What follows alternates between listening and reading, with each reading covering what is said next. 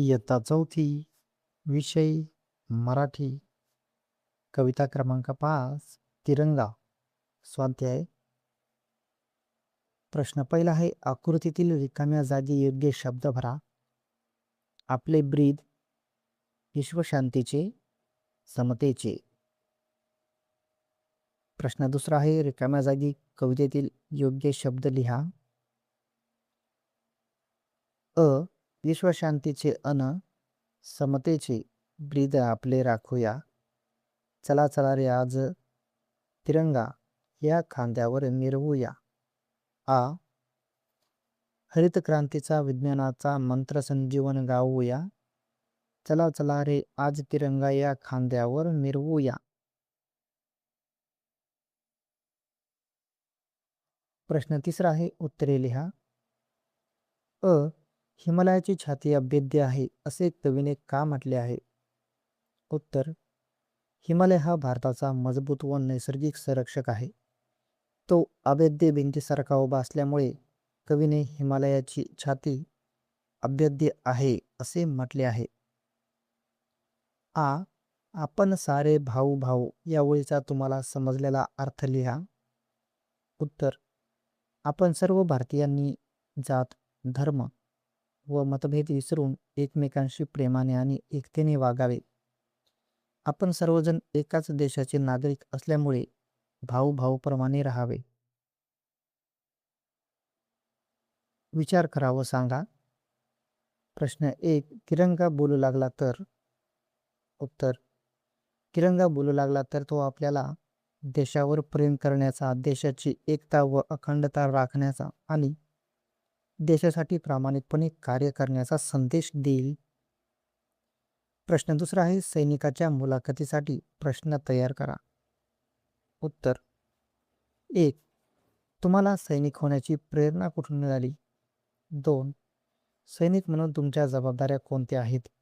3, सैनिकाचे दैनंदिन जीवन कसे असते? 4, देशसेवा करताना तुम्हाला कोणत्या अडचणींचा सामना करावा लागतो? 5, सैनिक होण्यासाठी कोणते गुण आवश्यक आहेत? 6, विद्यार्थ्यांना तुम्ही कोणता संदेश द्याल? लिहिते होऊया. प्रश्न पहिला, खालील मुद्द्यांच्या आधारे कवितेविषयी माहिती लिहा. अ, कवीचे नाव डॉक्टर प्रकाश गोसावी. आ, कवितेचा विषय देशप्रेम, राष्ट्रीय एकता, शौर्य, समता आणि भारताची प्रगती. ई, कवितेमधील आवडलेली ओळ व तिचा अर्थ. जात धर्म मते विसरून जाऊ आपण सारे भाऊ भाऊ.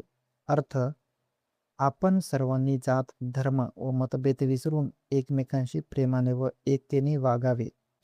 प्रश्न दुसरा, कवितेतील खालील शब्दांचा उपयोग करून वाक्य तयार करावं लिहा.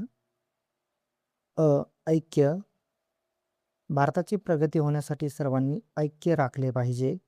आ, कीर्ती, आपल्या देशाची कीर्ती जगभर पसरली पाहिजे. ई, छत्र, भारतमातेच्या छत्राखाली आपण सारे एक आहोत. ई, अभेद्य, हिमालयाची भक्कम पर्वतरांग अभेद्य आहे. चिरू या शब्दांशी. प्रश्न पहिला, खालील चौकटीत कवितेत आलेले शब्द शोधा व वहीत लिहा. भाऊ, विश्वशांती, शूर, हरित क्रांती, ऐक्य, भारत भू, हिमालय, संजीवन, कीर्ती. प्रश्न दुसरा आहे, विरोधार्थी शब्द लिहा. अ, शूर, मित्रा. आ, कीर्ती, अपकीर्ती. प्रश्न तिसरा आहे, गटापना बसणारा शब्द ओळखावा लिहा. अ, राखणे, मिरवणे, तिरंगा होणे, तिरंगा. आ, शिपाई, हिमालय, शूर, भारत, शूर. ई, पांढरा, गोल, हिरवा, केशरी, गोल. ई के मी भाऊ आणि भाऊ.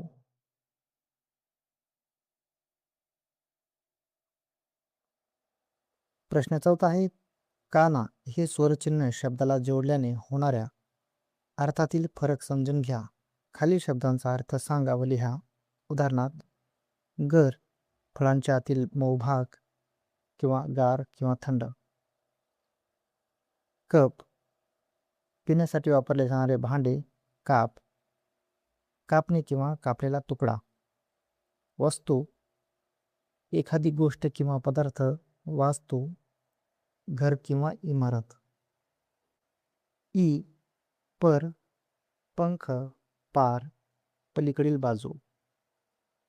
ई घर राहण्याची जागा. घार एक शिकारी पक्षी. चर्चा करूया. भारतातील पर्वतांची माहिती मिळण्यासाठी शिक्षकांसोबत संवाद साधा. भारत माझा देश या विषयावर मित्रमैत्रीसोबत तुम्ही गप्पा मारा. स्वातंत्र्य दिनानिमित्त शाळांमध्ये होणाऱ्या विविध उपक्रमांविषयी वर्गात चर्चा करा. तर हे सर्व तुम्ही अवश्य करा. लिहिते होऊया.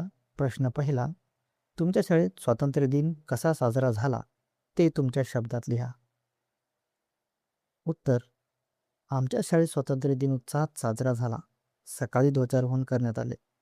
त्यानंतर राष्ट्रगीत व देशभक्तीपर गीते म्हणण्यात आली. विद्यार्थ्यांनी भाषणे, कविता व देशभक्तीपर नृत्य सादर केले.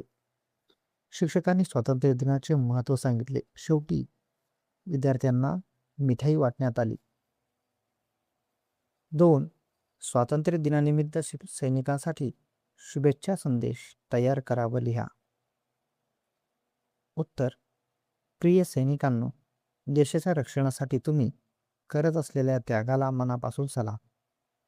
तुमच्या शौर्यामुळे आपण सुरक्षितपणे जीवन जगत आहोत. स्वातंत्र्य दिनानिमित्त तुम्हाला मनपूर्वक शुभेच्छा. जय हिंद.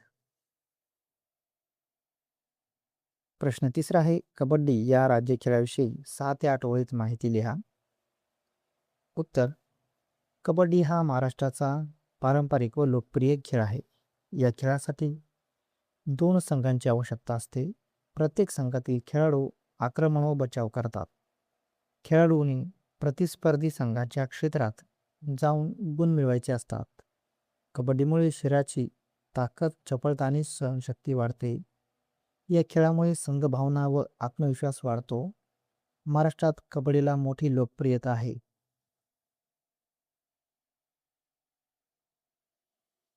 कृतीतून शिकूया. 1. भारताची राष्ट्रीय प्रतीके या विषयावर सचित्र भित्तीपत्रक तयार करा. तर या पद्धतीने तुम्ही एक भित्तीपत्रक तयार करा.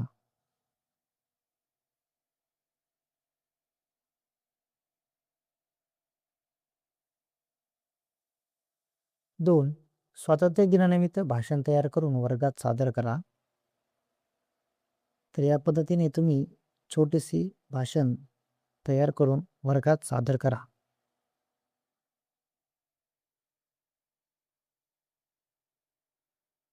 आदरणीय मुख्याध्यापक, शिक्षक वृंद आणि माझ्या प्रिय मित्र मैत्रिणींनो, आपणा सर्वांना स्वातंत्र्य दिनाच्या हार्दिक शुभेच्छा. 15 ऑगस्ट हा आपल्या देशाच्या इतिहासातील महत्त्वाचा दिवस आहे. या दिवशी भारताला स्वातंत्र्य मिळाले. आपल्या स्वातंत्र्यासाठी अनेक स्वातंत्र्य सैनिकांनी त्याग आणि संघर्ष केला. आपण आपल्या देशाचा आणि राष्ट्रध्वजाचा नेहमी सन्मान केला पाहिजे. देशाची प्रगती करण्यासाठी आपण मन लावून अभ्यास करून जबाबदार नागरिक बनले पाहिजे. चला, आपण सर्वजण देशाची एकता, अखंडता आणि प्रगती जपण्याचा संकल्प करूया. जय हिंद, जय भारत. शोध घेऊया. आंतरजालाच्या सहाय्याने हरित क्रांती याविषयीची माहिती मिळवा. उत्तर, हरित क्रांती म्हणजे शेतीच्या उत्पादनात मोठी वाढ घडवून आणण्याची प्रक्रिया होय. सुधारित बियाणे, रासायनिक खते, सिंचन, कीटकनाशके आणि आधुनिक शेती तंत्रांचा वापर यामुळे भारतातील अन्नधान्याचे उत्पादन वाढले. भारतात हरित क्रांतीमुळे अन्नधान्याच्या बाबतीत स्वयंपूर्ण होण्यास मोठी मदत झाली. Doctor M. एस. स्वामीनाथन यांना भारतातील हरित क्रांतीचे जनक मानले जाते. आपली राज्य प्रतीके. खालील राज्य प्रतीकांविषयी अधिक माहिती मिळवा. उत्तर असेल 1. हरियाल. हरियाल हा महाराष्ट्राचा राज्य पक्षी आहे. हा हिरव्या रंगाचा पक्षी असून तो झाडावर राहतो. 2. आंबा. आंबा हे महाराष्ट्राचे राज्यफळ आहे. आंबा हे भारतातील प्रसिद्ध फळ आहे. 3. तामन. तामन हे महाराष्ट्राचे राज्यफूल आहे. याला जारूळ असेही म्हणतात. 4. कबड्डी. कबड्डी हा महाराष्ट्राचा राज्य खेळ आहे. हा खेळ ताकद, चपळता आणि संघ भावना वाढतो. 5. शेकरू. शेकरू हा महाराष्ट्राचा राज्य प्राणी आहे. हा मोठ्या आकाराचा खार असून तो जंगलातील झाडावर राहतो. 6. Blue Mormon. ब्लू मॉर्मन हे महाराष्ट्राचे राज्य फुलपाखरू आहे. त्याच्या पंखावर आकर्षक निळ्या रंगाच्या छटा दिसतात.